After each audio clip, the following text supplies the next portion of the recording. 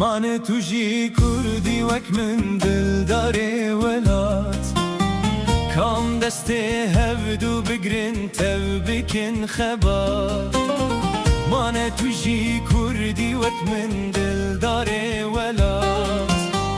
کام دسته هفدو بگرن تب بکن خبات